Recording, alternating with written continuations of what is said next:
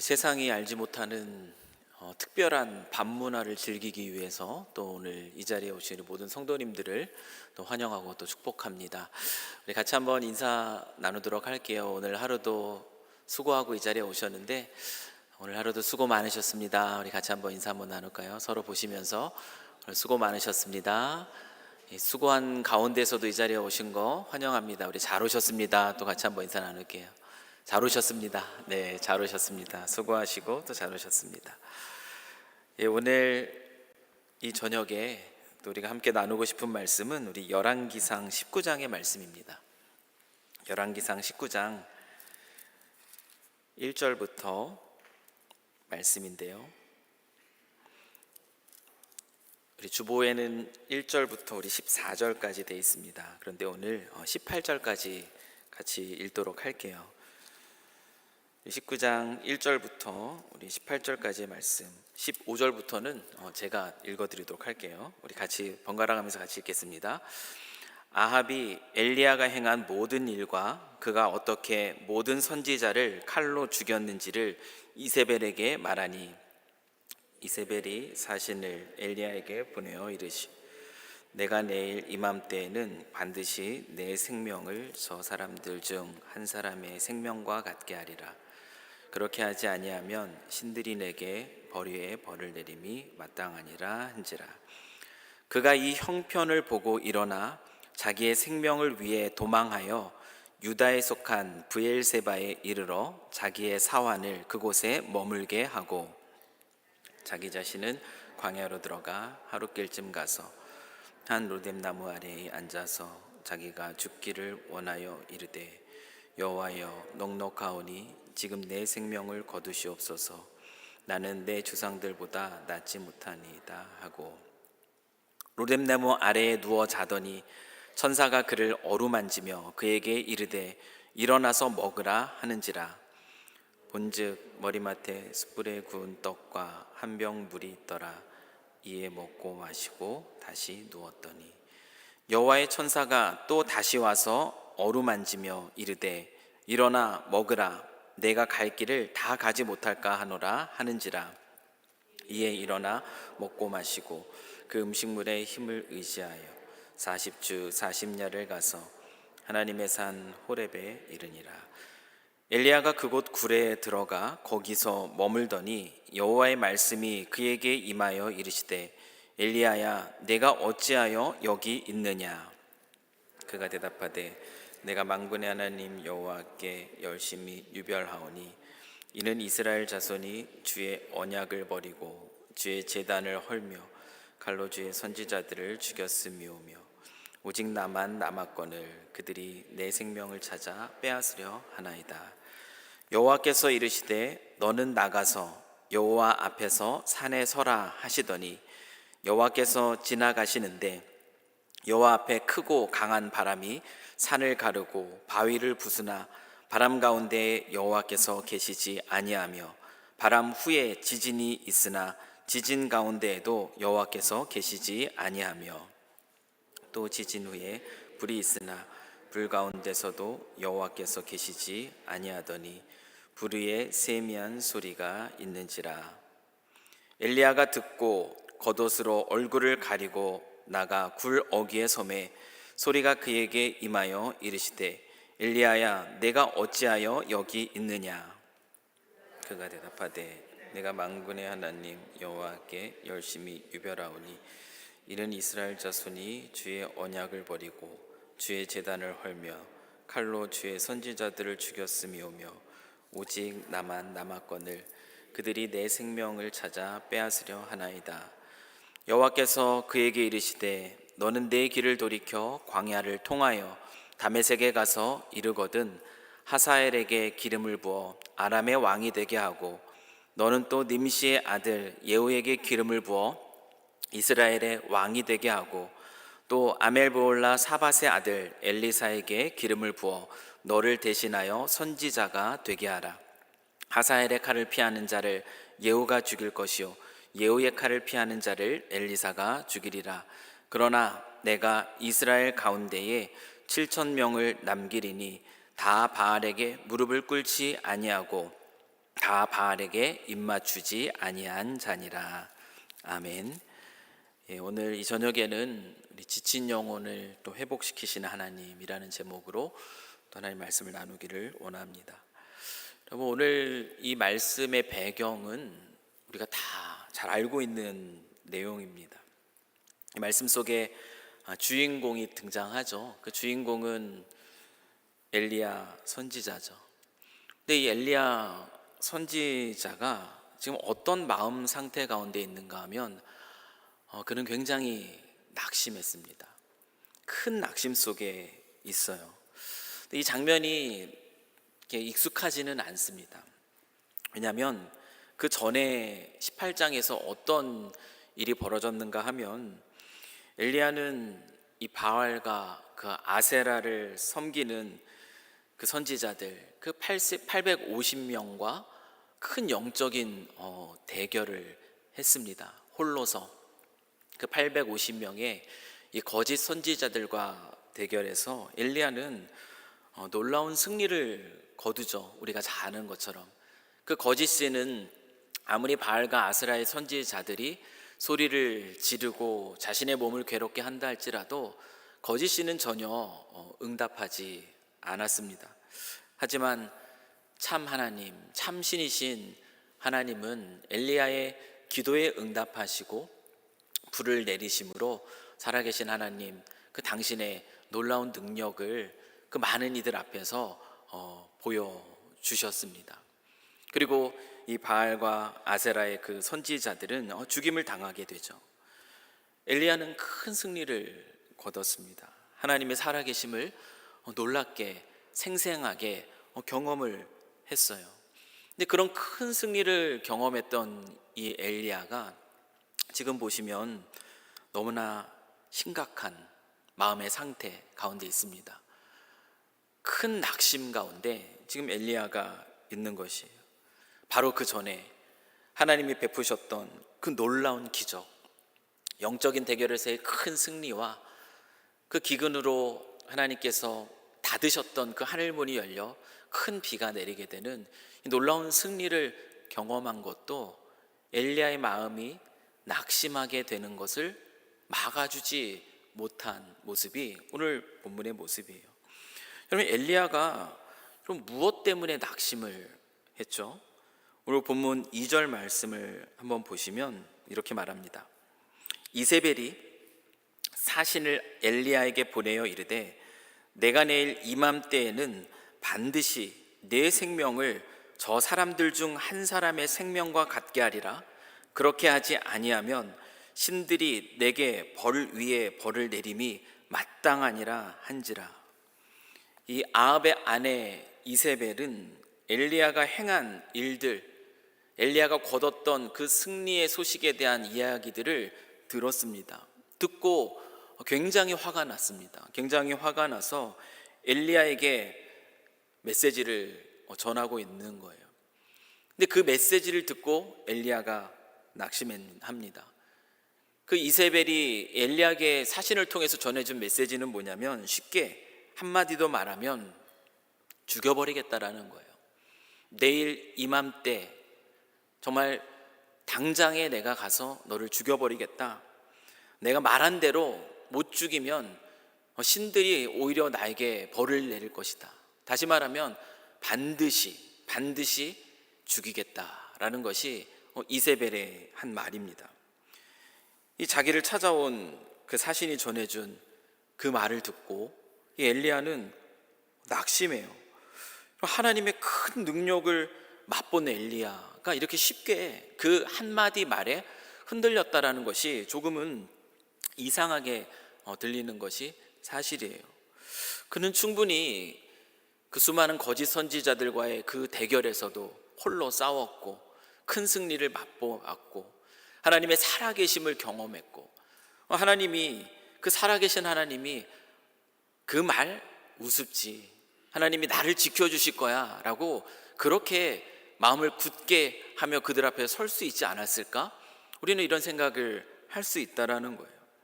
하나님이 날 지켜주실 거라고 무슨 네가 나를 죽일 수 있어.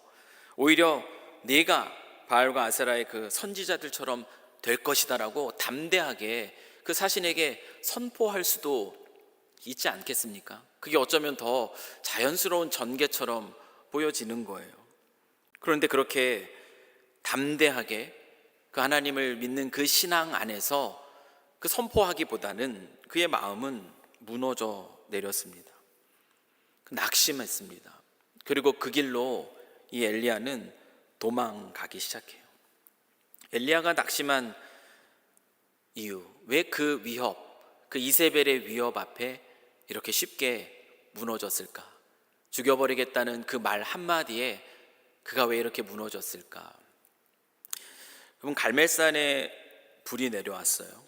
그리고 그 결과로 인해서 그 바알의 그 거짓 선지자들은 죽임을 당했습니다. 하늘의 문이 열리고 큰 비가 내렸습니다. 살아계신 하나님의 역사하심을 보았어요.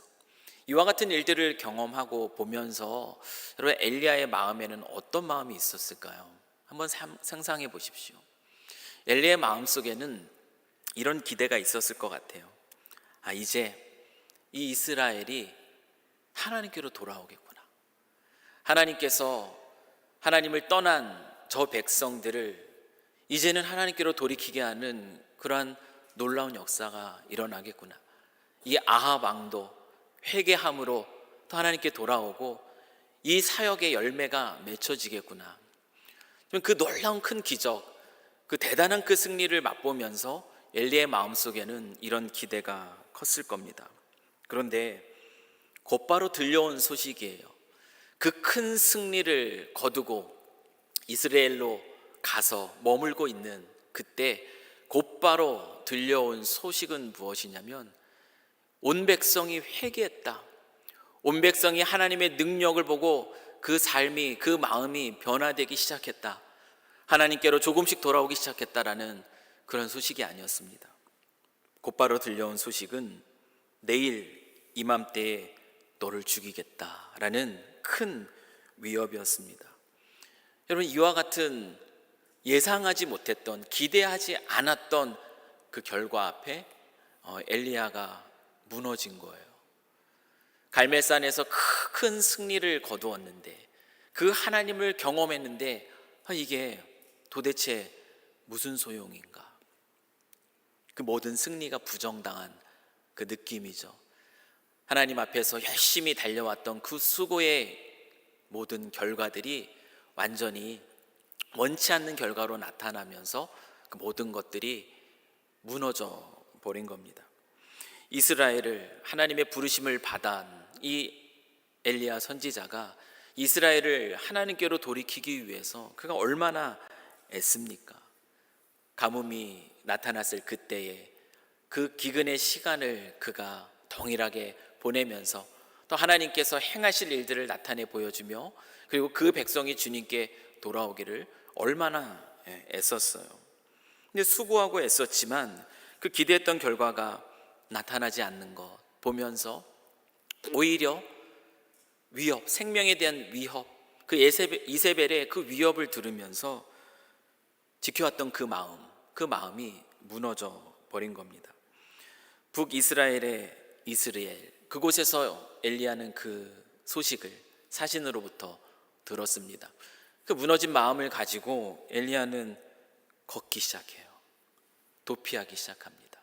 어디까지요? 보통 이스라엘을 이야기할 때 단에서 브엘세바까지라고 얘기합니다. 북쪽의 경계가 단이라면 남쪽의 경계는 브엘세바예요. 이 엘리야는 북이스라엘에서 활동하고 있다가 유다의 끝단이죠. 브엘세바까지 갈 수 있는 가장 먼 거리로 그는 걸어 내려갑니다. 약 150km의 거리라고 얘기하는데요. 이해하기 어려우실 텐데 말하자면 밴쿠버에서 지금 내일 너 죽여버릴 거야 이 얘기를 듣고 마음이 낙심하여 걷기 시작해서 어디까지 갔냐면 호프까지 걸어간 거예요. 호프까지 걸어간 겁니다. 그리고 거기에서 하룻길 더 광야 속으로 더 깊은 그런 자리로 그는 들어갑니다. 로뎀나무 아래에 머물러서 그가 한 얘기가 무엇입니까? 우리 19장 4절 말씀이에요. 한번 같이 읽어보겠습니다. 시작. 자기 자신은 광야로 들어가 하룻길쯤 가서 한 로뎀나무 아래에 앉아서 자기가 죽기를 원하여 이르되 여호와여 넉넉하오니 지금 내 생명을 거두시옵소서. 나는 내 조상들보다 낫지 못하니이다 하고, 그렇게 멀리 이 밴쿠버에서 호프까지, 거기까지 가서 거기서 광야길로 하루 더 20여 킬을 더 들어가서 그 한 나무 그늘 아래 앉아 이렇게 얘기하는 거예요. 죽고 싶습니다. 극심한 절망감을 고백하고 있습니다. 그리고 나는 내 조상들보다 낫지 못합니다. 그 극심한 그 무력감, 나타난 그 일들로 인해서 절망감, 그리고 자신의 모든 수고와 어떤 애씀이 아무것도 아닌 것처럼 보이기에 결국 그 앞에 무력감, 이 절망감과 무력감 속에, 무너진 마음 속에 또 쉽게 찾아오는 것이 무엇입니까? 그 마음은 외로움이에요. 19장 10절 말씀을 보면 그는 이렇게 얘기합니다.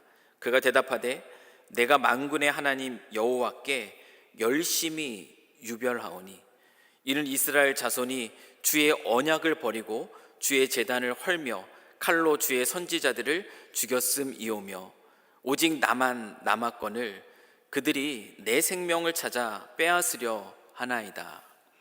여호와께 열심히 유별하였다라고 얘기해요. 무슨 말입니까? 자기 한 몸 하나님을 위해서, 하나님 나라 영광을 위해서 갈아 넣었다라는 거예요. 그렇게 최선을 다해서 애썼다라는 거예요. 그런데 그렇게 수고하고 애쓴 그 결과가 생명에 대한 위협이고 자신의 무능이 드러난 것처럼 여겨지는 그런 상황 앞에, 그 절망 속에 그는 혼자만 덩그러니 남겨진 것 같은 그 외로움마저 그를 완전히 압도해 버립니다. 여러분, 엘리야의 이와 같은 모습 여러분 어떻게 생각하세요? 정말 믿음 없나? 어쩜 저렇게 믿음이 없을까? 여러분 그렇게 생각이 드시나요? 여러분, 이것은 믿음 없음의 결과일까요?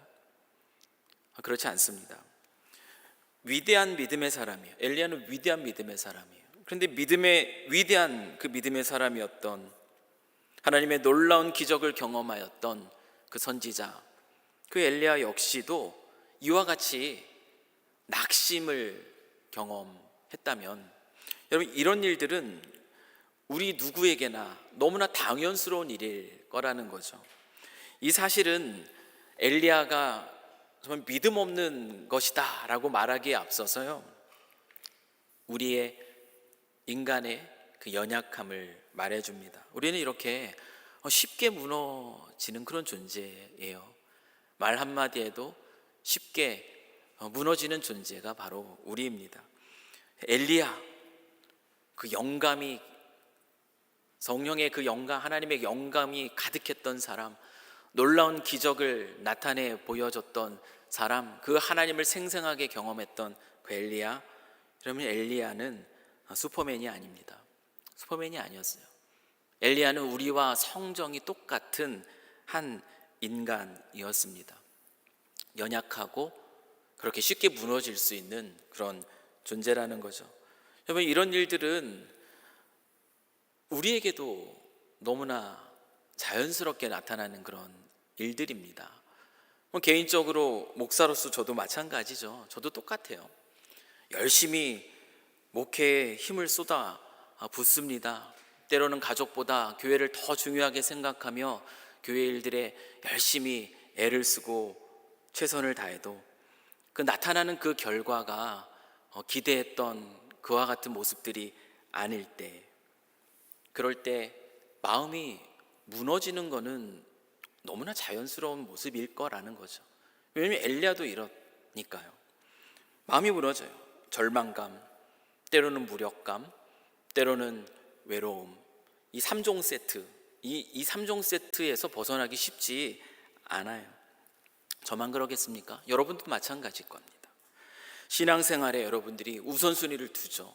신앙생활의 우선순위를 두고 참된 예배자로서, 참된 중보자로서, 주님의 몸된 교회를 섬기는 자로서 최선을 다해서 열심히 살아가는데, 여러분의 삶의 현실적인 여러분의 삶에 그 어떤 변화도 일어나는 것처럼 보이지 않을 때, 오히려 나는 이렇게 열심히 하나님을 향해서 하나님만을 바라보며 엘리야처럼 그 열심히 유별하게 그 하나님을 향해 나아가는데, 오히려 어려운 삶의 문제 앞에, 해결하기 어려운 풀기 어려운 그 문제 앞에 놓여지게 됐을 때, 그런 삶의 모습 안에서 무엇을 느끼겠습니까? 동일하게 우리는 그런 어려움들을 느끼는 것이죠.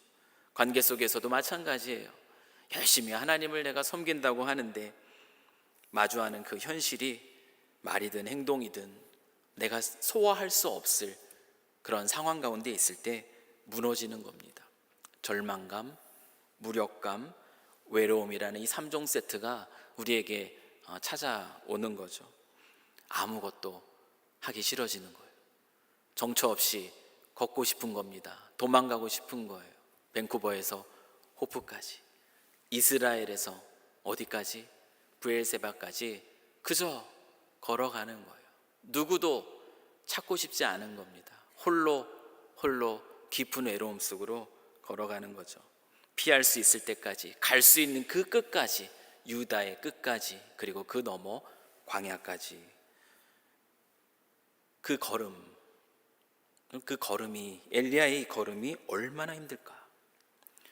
브엘세바까지 가서 광야에 이제 같이 걸어왔던, 그때까지는 그래도 자기 사람과 함께 걸어왔다가 종은 이제 내버려 두고 광야로 홀로 들어갑니다. 그리고 로뎀나무 아래에서 쓰러져 버린 거예요.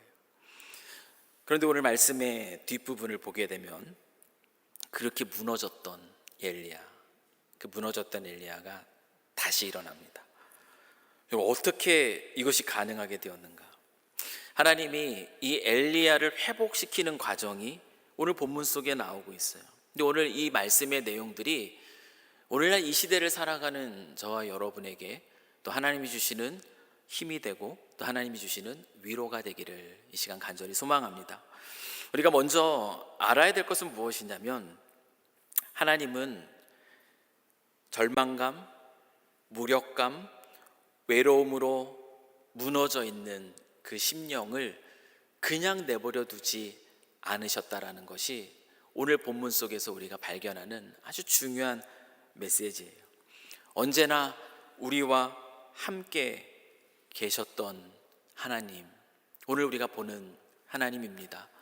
외로움 속에서, 무력감 속에서, 절망감 속에서 150km가 넘는 그 거리를 터벅터벅 힘들게 걸어갔던 그 엘리야의 그 걸음 속에 함께 그를 지켜보시면서 걸으셨던 분이 바로 하나님이시라는 것을 오늘 이 뒷부분의 이 말씀은 우리에게 가르쳐 줍니다. 우리가 그 사실을 어디서 확인하는가 하면, 그가 로뎀나무 아래에 쓰러져 있을 때예요.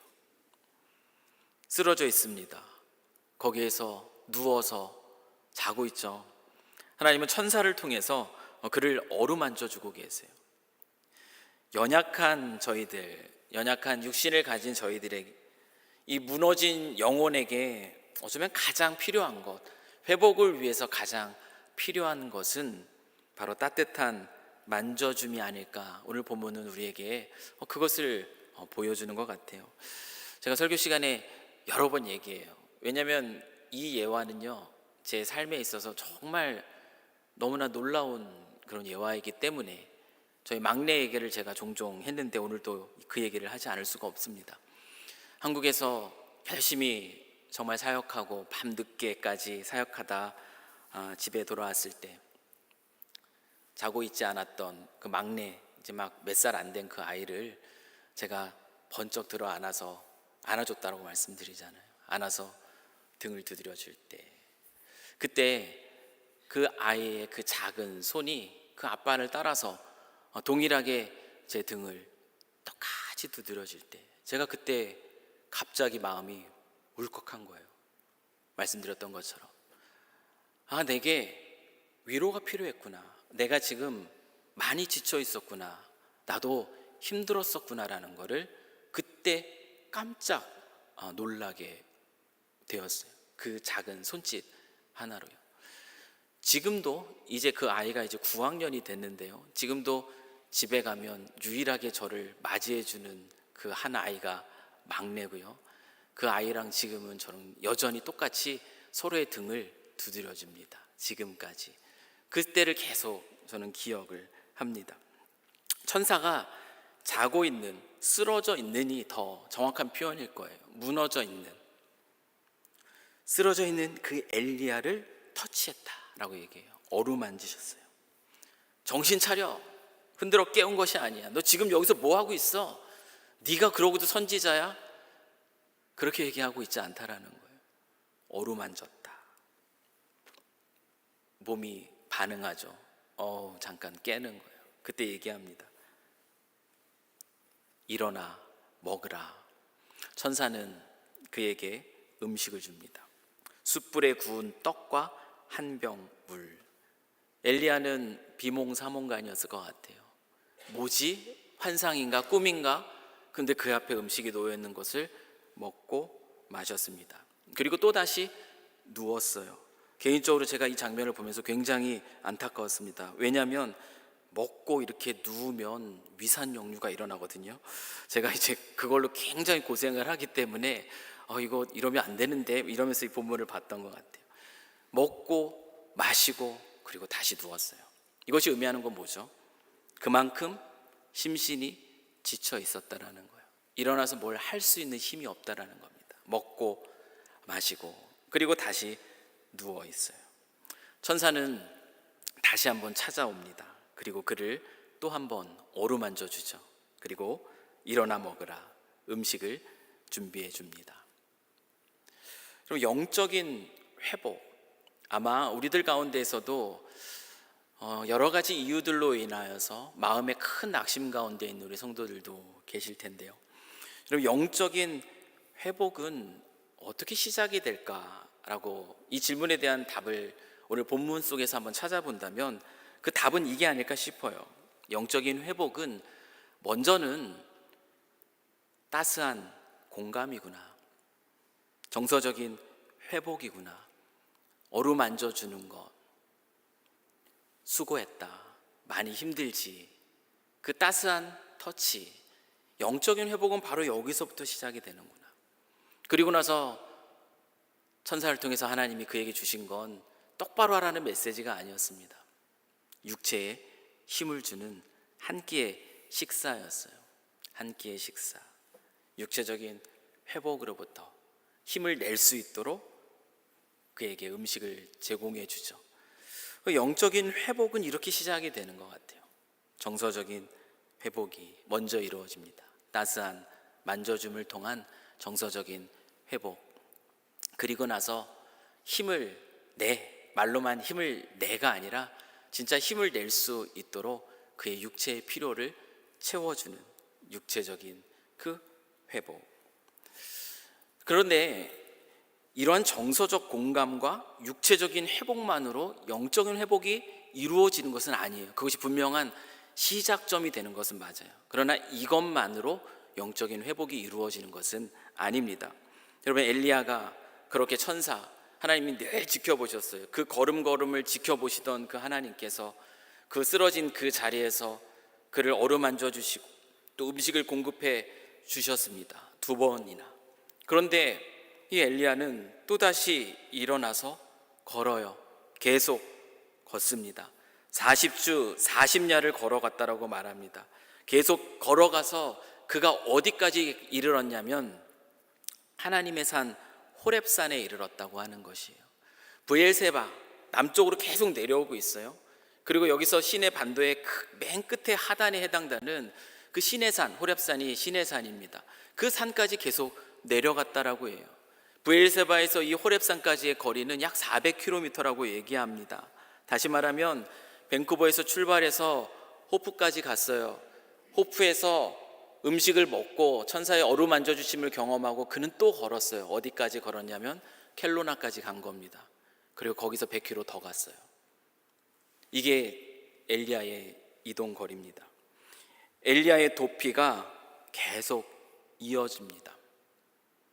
단순히 정서적 회복과 육체적 회복만으로 그 영혼이 회복되는 것은 아니라는 것을 보여주죠. 그러나 분명 이것이 시작점인 것은 사실이에요. 엘리야는 도피합니다. 계속해서 도피하지만 그 도피는 더 깊은 절망 속으로의 도피는 아니었어요. 그것이 가능한 이유는 무엇이냐면 그 정서적인 회복과 또 육체적인 회복으로 영적인 회복의 시작이 이루어지고 있었기 때문에 그렇습니다. 그래서 비록 그는 계속 도피했어요. 도피했지만 절망감과 여전히 무력감과 여전히 외로움 속에서 그는 걸었지만 무심코 걸었으나 그가 걸었던, 그래서 그가 마침내 도착했던 그곳은 어디죠? 호렙산이라는 거예요. 신의 산이라는 거예요. 모세가 가시떨기에서 하나님을 만났던 장소입니다. 하나님이 이스라엘 백성들에게 영광 가운데 나타났고 그들에게 언약을 맺어 주시고 그들에게 하나님의 말씀 율법을 주셨던 곳이 바로 신의 산이었던 것이에요.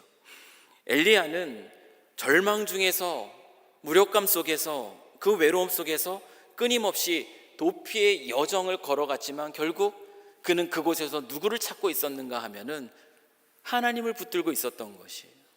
그가 그래서 이른 곳이 바로 호렙산이었던 겁니다. 절망 중에서 소망을 찾고 있었던 그 엘리야의 여정이죠. 제가 대학교 1학년 때 아직 그 예수님을 인격적으로 만나지 못했을 때 그 삶의 환경 속에서 굉장히 깊은 낙심 가운데 있었습니다. 많은 낙심 속에서 대학생활도 의미가 없게 느껴지고 의욕도 없고 다니기도 싫고, 그렇게 어쨌든 학교는 들어갔으니까 다니기는 해야지 하면서 1년을 그렇게 방황하며 보냈어요. 2학년이 시작이 됐습니다. 더 이상 언제까지 내가 방황할까? 더 이상 방황하기 쉽지는 않은 마음이 조금씩 들기 시작하더라고요. 그래서 뭔가 이제 좀 새로운 삶을 좀 살아가고 싶다. 뭔가 이 방황을 끝내고 싶다. 그러면서 제가 찾았던 것이 뭐냐면, 학기 초가 되면은 대학에서는 다 이제 동아리, 우리 동아리 들어오세요 막 이런 게 있잖아요. 동아리 활동을 뭔가 해봐야겠다. 그럼 내 삶이 뭔가 달라질까? 나의 이 무력감과 나의 이 절망감과 나의 이 외로움의 문제가 해결될 수 있을까? 그 동아리들을 찾아 헤매기 시작했습니다. 이 동아리도 가보고 저 동아리도 가보고, 음악 동아리면 음악 동아리, 무슨 동아리면 무슨 동아리 다 뒤졌어요. 그렇게 뒤지고 결국에 제 시선이 이끌었던 동아리 하나는 뭐냐면 기독 동아리였습니다. IBF라는 기독 학생의 그 선교 단체, 그 단체가 운동장 스탠드 밑에 작은 방을 차지하고 있었는데 제가 돌고 돌다 결국엔 그 동아리 문 앞에 발이 멈췄어요. 들어가야지. 근데 그날 들어가지 못하더라고요. 일주일을 방황했습니다. 다음 날 또 한 바퀴 운동장을 돌고 그 앞에 서 있다가 못 들어가요. 그 다음 날도 그렇게 돌고 돌다 마지막 일주일째에, 여리고성도 아닌데 제가 일주일째에 그 문을 열고 들어갔어요. 저 여기 가입하러 왔어요. 그곳은요 저에게 호렙산이었던 거예요. 그곳은 저에게 신의 산이었습니다. 제가 그곳에서 오늘 본문 속에 이제 뒷부분에 보면은 이제 엘리야가 하나님의 세미한 음성을 듣지 않습니까? 저는 거기에서 그 하나님의 세미한 음성을 듣게 됩니다. 엘리야는 절망 중에서 결국 하나님을 찾고 있었어요. 저도 돌아보니까 그 절망 중에서 소망을 찾고 있었어요. 그래서 결국은 기독교 단체에 제가 어릴 적 신앙생활했던 그 추억을 가지고 그것을 찾고 있더라고요. 그 호렙산에서 하나님은 엘리야를 만나 주십니다. 낙심과 그 절망 가운데 그 외로움 속에 무너져 있던 엘리야에게 하나님은 말씀해 주세요. 19장 9절입니다. 엘리야가 그곳 굴에 들어가 거기서 머물더니 여호와의 말씀이 그에게 임하여 이르시되 엘리야야 내가 어찌하여 거기 있느냐? 내가 어찌하여 여기에 있느냐? 그때서 비로소 정서적인 회복과 육체적인 회복, 그리고 비로소 그가 절망 중에 소망을 발견한 그 자리에서 하나님은 말씀해 주시는 거예요. 여기가 네 자리가 아니라는 거죠. 너는 이렇게 무력감 속에, 절망감 속에, 그 외로움 속에 머물러 있을 이유가 없다라는 거. 여기는 네 자리가 아니야. 하나님 말씀해 주시는 거예요. 낙심 가운데 무너져 있는 그 자리, 절망 속에 쓰러져 있는 그 자리, 외로움 속에 숨어 들어가 있는 이 자리는 너의 자리가 아니다. 두 번이나 하나님은 엘리야에게 말씀해 주십니다. 그러면서 그에게 보여주신 것이 있어요. 크고 강한 바람, 나가 서 있으라고 하고, 그리고 하나님이 그에게 보여주세요. 크고 강한 바람이 산을 가르고 바위를 부숩니다. 강력한 힘을 보게 하셨어요. 그리고 또 보여주신 것이 무엇이냐면 바람 후에 지진을 경험하게 하십니다. 땅이 갈라졌겠죠. 흔들렸겠죠. 그 강력한 그 힘을 다시 한번 엘리야에게 보여주세요. 지진 이후에는 무엇이 내립니까? 불이 내립니다. 강력한 힘이에요. 마찬가지입니다. 이 바람과, 강한 바람과 지진과 불, 압도될 수밖에 없는 그런 아주 강력한 자연 현상을 그에게 보여주세요. 그런데 그 가운데서 뭐라고 표현하고 있냐면 엘리야는 여호와 하나님을 거기서 발견하지 못했다라고 얘기해요. 여호와께서 거기에 계시지 않았다라고 얘기합니다. 그러면 이것이 무엇을 의미할까? 하나님은 엘리야에게 왜 이런 강력한 장면을 보여주셨을까? 그 이유는 하나님이 엘리야가 원하는, 엘리야가 기대하는 그 방법으로만 하나님이 일하지 않는다라는 것을 보여주시는 겁니다. 하나님은 항상 눈에 보이는 어떤 큰 능력, 우리가 기대하고 바라는 그 방식으로 꼭 일하시지는 않는다라는 것이죠. 아마 엘리야가 기대했던 것이 바로 이것이었을 거예요. 그처럼 큰 승리를 경험했을 때 마치 강한 바람이 산을 부수고 바위를 흔드는 것처럼 그렇게 이스라엘 백성들을 부수고 흔들어 하나님께로 돌아오게 하는 놀라운 역사, 그것을 보여주실 것이다라는 그 기대가 있었을 겁니다. 지진처럼 그 갈멜산에서 내렸던 그 불처럼 그 강력함으로 하나님께서 나타나실 것이다. 그 엘리야가 그걸 기대했을 것이에요. 그런데 그런 일이 일어나지 않았잖아요. 그러니까 낙심한 거 아닙니까? 그렇게 열심히 유별하여서 여호와의 부르심을 따라서 최선을 다했는데 회개의 놀라운 역사 대신에 오히려 생명의 위협, 전혀 예상치 못했던 그 반응 앞에 그가 무너졌던 거죠. 하나님은 그런데 늘 이와 같은 우리가 바라고 원하는 방식으로 일하시는 것은 아니다. 그 강력한 능력 앞에서도 하나님을, 그 임재하심을 경험하지 못하는 것을 엘리야에게 보여주세요.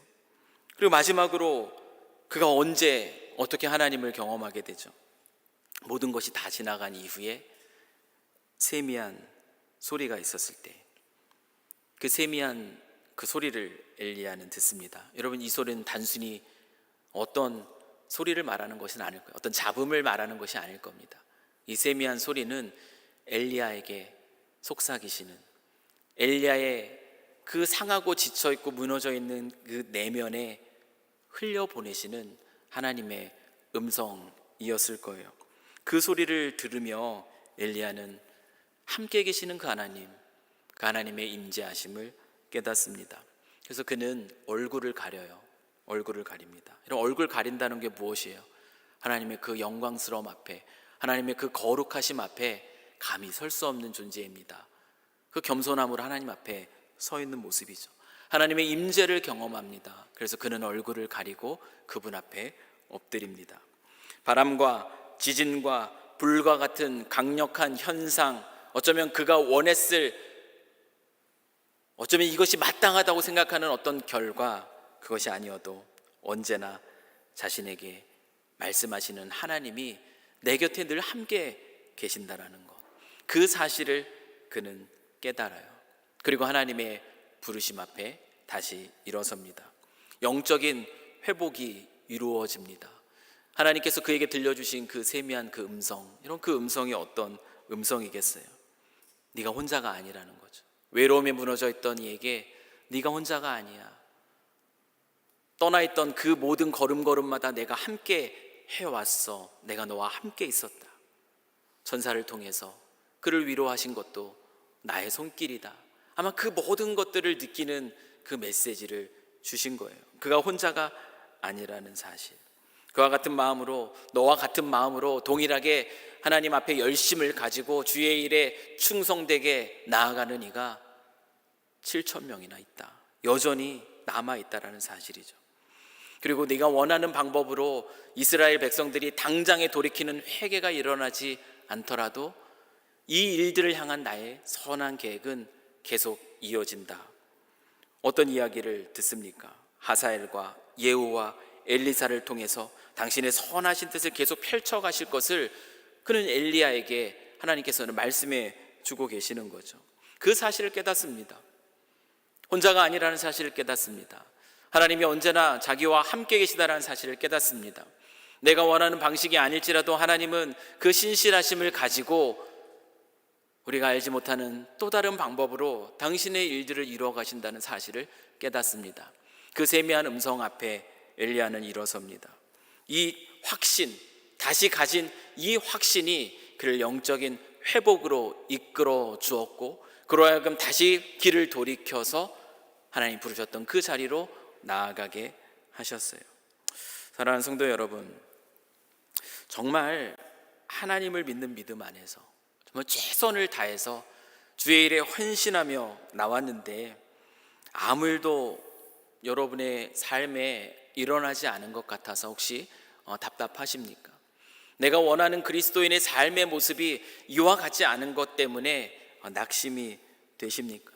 오히려 원치 않는 그런 결과와 다른 이들을 통해서 듣게 되는 그 반응들 때문에 절망스럽고 무력감을 느끼고 외로움 가운데 있습니까? 그렇다면 저한테 전화를 주십시오. 밥을 사드리겠습니다. 따뜻한 공감과 육체적인 회복. 오늘 성도님들이 이 자리에 정말 잘 오셨어요. 여전히 그러한 마음의 어려움 가운데 있을지라도 이 자리에 오신 것은 잘 오신 거예요. 이리저리 도망갈 수 있는 더 많은 길들이 있지만 이 자리에 오신 건 너무 잘하신 겁니다. 오늘 어쩌면 이 자리는 여러분에게 호렙산일 거예요. 신의 산일 겁니다. 방황하고 지쳐있는 절망감과 무력감과 그 외로움 속에 힘들어 걷고 오늘 또 어디를 걸을까 걷다 보니 수요 기도회가 있네, 여기까지 오셨다면 이 자리가 신의 산입니다. 여러분에게 이 자리는 호렙산입니다. 너무 잘 오셨어요. 시편 139편 7절에서 10절의 말씀, 우리가 잘 아는 말씀인데요. 내가 주의 영을 떠나 어디로 가며 주의 앞에서 어디로 피하리이까? 내가 하늘에 올라갈지라도 거기 계시며 수월에 내 자리를 펼지라도 거기 계시니이다. 내가 새벽 날개를 치며 바다 끝에 가서 거주할지라도 거기서도 주의 손이 나를 인도하시며 주의 오른손이 나를 붙드시리이다. 하나님의 손에 붙들림 받은 사람은 때로는 낙심할 수 있어요. 근데 낙심 가운데 도피하는 영적인 도피의 그 여정을 여러분이 걷고 있더라도 결국 하나님의 사람이 마지막에 이르게 되는 자리는 하나님이 찾으신 그 자리, 결국 호렙산이 된다라는 것, 이 신의 산이 된다라는 것이 얼마나 우리에게 큰 위로가 되는 줄 모릅니다. 오늘 이 자리에서 우리가 함께 기도하며 나아갈 거예요. 기도할 때에 하나님께서 여러분에게 세미한 음성으로 여러분을 만나 주실 줄 믿습니다. 여러분에게 속삭여 주시는 그 음성을 들으시기를 원해요. 내가 너와 함께한다. 그리고 내가 가진 것보다 더 큰 계획을 가지고 나는 지금도 일하고 있다 말씀하시는 하나님의 그 세미한 음성을 들으시며 또 마음에 다시금 힘을 얻으시고 또 위로를 얻으시고 하나님이 나를 부르셨던 그 자리로 다시 힘있게 돌이켜 가서 그곳에서 하나님을 더 누리는 은혜가 있기를 주의 이름으로 간절히 축원합니다. 기도하겠습니다.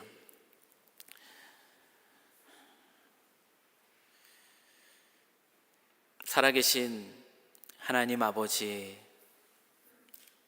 우리의 모든 것을 아시는 하나님 아버지, 오늘 이 저녁에 또 우리의 발걸음들을 이끄시고 또 우리의 마음을 주장하여 주셔서 우리 주 하나님을 가까이 만날 수 있는 그 자리, 그 신의 산, 이 자리로 우리를 옮겨주시니 참으로 감사합니다. 하나님, 언제나 우리와 함께 계시는 그 하나님을 깨닫고 우리가 생각하는 것보다 놀라운 방법으로 당신의 일을 여전히 이루어 가시는 그 하나님을 바라보면서 다시 영적인 회복을 경험하는 우리 모든 우리 삼성의 우리 식구들이 되기를 이 시간 간절히 소망합니다. 혹시나 낙심 가운데, 절망 가운데, 그 무력감 가운데, 그 외로움 가운데 넘어져 있는 우리 성도를 있다면 오늘 이 자리에서 만나주시고 다시 일으켜 주시옵소서. 다시 주의 부르심 앞에서 힘있게 주의 일을 향해 달려갈 수 있는 우리 귀한 성도들 될 수 있도록 주 하나님 아버지 축복하여 주시옵소서. 주님의 은혜가 함께하기를 소망하며 예수님의 이름으로 기도합니다. 아멘.